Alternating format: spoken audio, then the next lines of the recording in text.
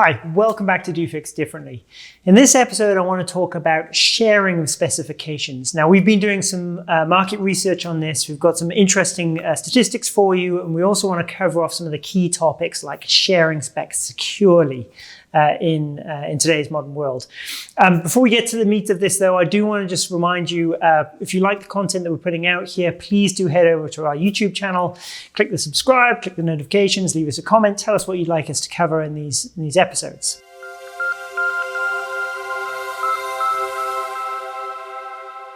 Okay, so sharing specifications. Back at the end of last year in December, we actually put out a questionnaire. And we asked people, how do you distribute your specifications today?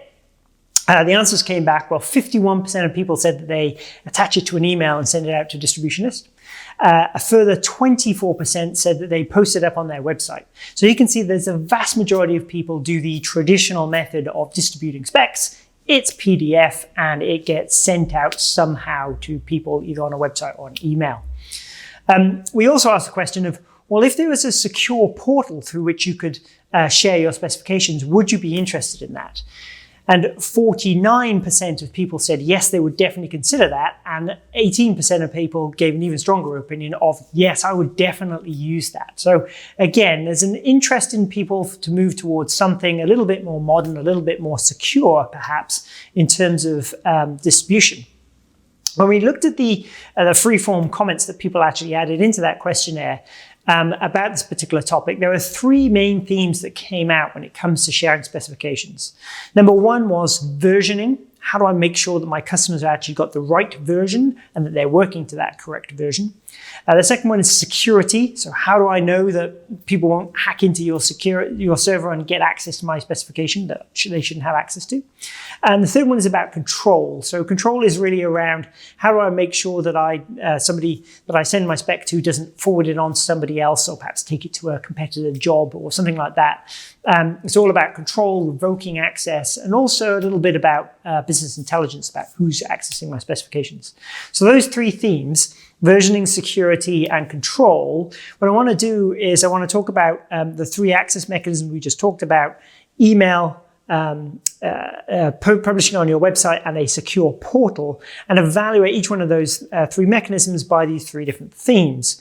Why am I doing this? Well, we have just launched the FixSpec application, which is essentially the secure portal that we prefaced in the questionnaire. See how that goes.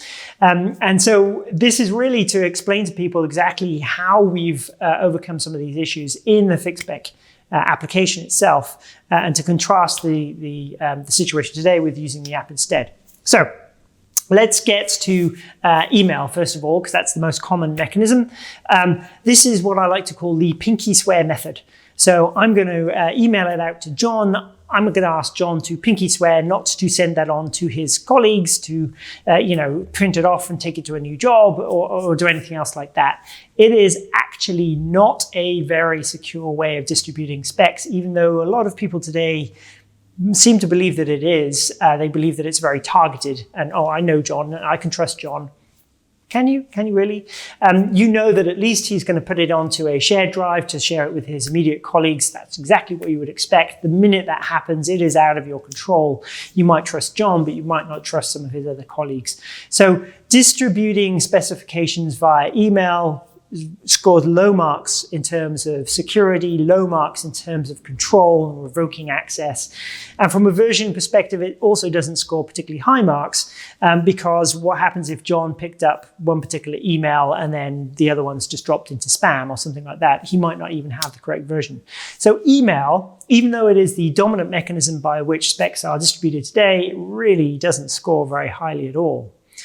Putting it onto your website, well, first of all, there's a lot of firms out there who just feel that they cannot put it on their website because there's some proprietary information inside of their APIs. Typically, the only people who do post it onto their websites are public exchanges who are more than happy for people to be able to see it. So security actually falls away a lot. They don't care. They've already put it into the public domain. All of their competitors already have their API anyway. It's fine for them. Again, this is not the conversation with brokers. Brokers are far more strict about exactly who has access to their specs. In terms of versioning, putting it out on the website doesn't really help. People do not visit your website on a daily basis. They are not going to pick up changes to individual PDFs, and therefore you're probably still in the world of notifying them via email somehow that something's changed. If you don't do that, then the likelihood is that they will genuinely become out of date in terms of the version that they're working on. So it actually scores worse than email for that regard. And finally, control. Well, you could pull it back down off your website, of course, but that doesn't help you in terms of somebody downloading it and saving it off into a local drive anyway. So it scores pretty low on all of those cases. The FixSpec app, of course, we have tried to address all of these issues as we've been building this application. So let's walk through them. First of all, versioning. As the author of a document inside of the FixSpec app, you are able to create new versions of the specification and click publish whenever you are ready to have that distributed out to people. That automatically notifies all of your contacts that have been built up and accumulated over time inside of the application, so you don't have to maintain any separate email distribution list, for example.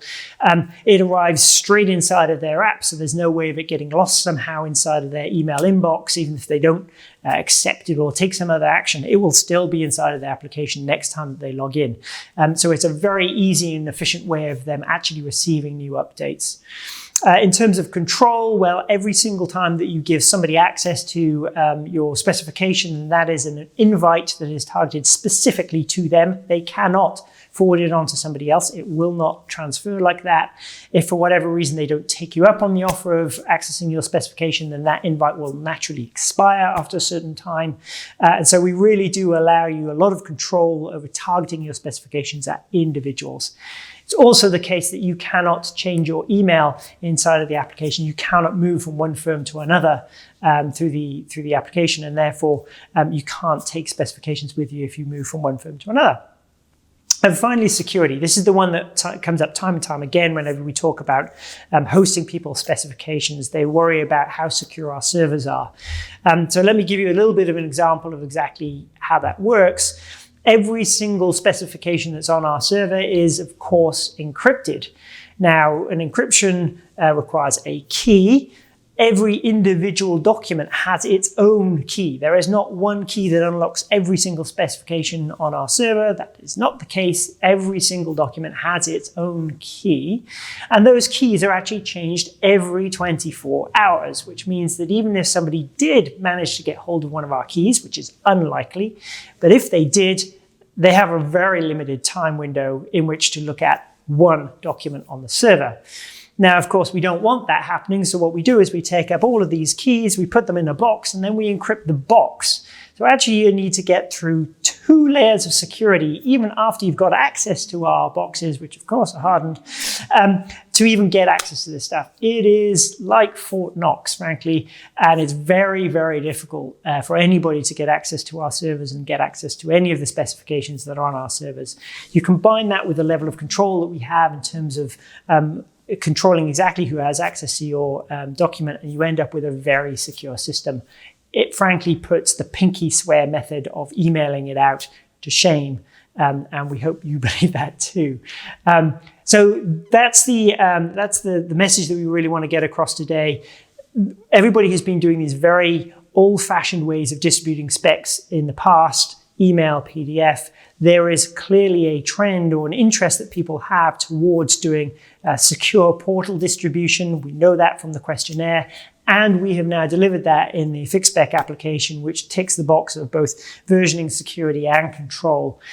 You should check out the FixSpec application. You go to our website and follow all the links there. The great news is that it's absolutely free to get started on the FixSpec application. So this is not something that you have to go and find a lot of budget for. You can get started straight away and move to this new world of electronic specifications. Hope this helps. Please do check out both the app on our website, check out the other videos that we have on this channel, and I hope to see you again in the next Do Fix Differently.